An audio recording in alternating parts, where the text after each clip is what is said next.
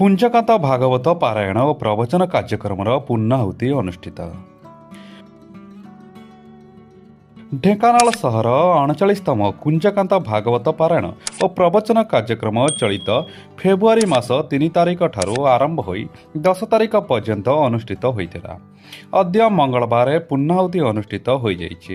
ଉଦ୍ଯାପନୀ ଦିବସରେ ପ୍ରବକ୍ତା ପଣ୍ଡିତ ବିପିନ ବିହାରୀ ଶତପଥୀ ପ୍ରବଚନ ଦେଇଥିଲେ। ରାତ୍ର 8 ଘଣ୍ଟିକାରେ ହରିହାଟ ପ୍ରସାଦ ସେବନ କାର୍ଯ୍ୟକ୍ରମ ଅନୁଷ୍ଠିତ ହୋଇଥିଲା। ମୁଖ୍ୟ ପୂଜକ ଗଗନ ବିହାରୀ ଶତପଥୀ, ସହଯୋଗୀ ପୂଜକ ଗଣେଶ ଶତପଥୀ, ହୃଦାନନ୍ଦ ଦ୍ୱିବେଦୀ, ଅମିୟ ତ୍ରିପାଠୀ ଓ ସୁବ୍ରତ ପଣ୍ଡା ଓ କର୍ତ୍ତା କେଦାରନାଥ ଜେନା ପ୍ରମୁଖ ସମସ୍ତ ପୂଜା ଓ ଯଜ୍ଞ କାର୍ଯ୍ୟକୁ ସୁଚାରୁ ରୂପେ ସମ୍ପାଦନ କରିଥିଲେ।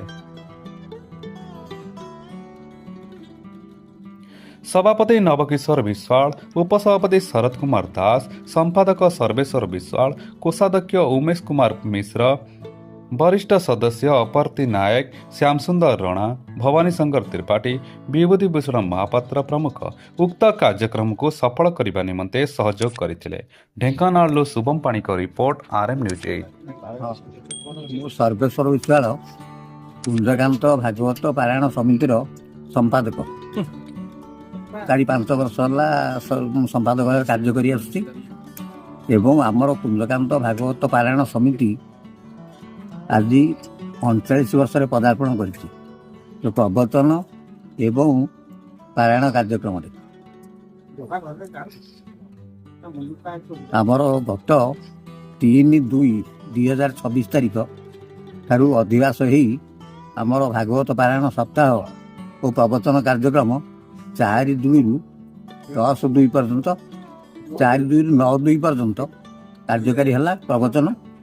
काली थिला प्रवचन अंतिम पर्याय। आज 10 तारीख मंगलवार दिन 1टा ठारू 5टा पर्यंत आमर पूर्णाहुति कार्य अनुष्ठित हम। तापर राति 7टारू 8टा पर्यंत पंडित विपिन बिहारी शतपथी प्रवचन देवे परीक्षित मुख्य प्राप्ति उपर। तापर राति 8टारू हरिहाट रे प्राय 1800 ରୁ 2000 लोक प्रसाद सेवन व्यवस्था कराई।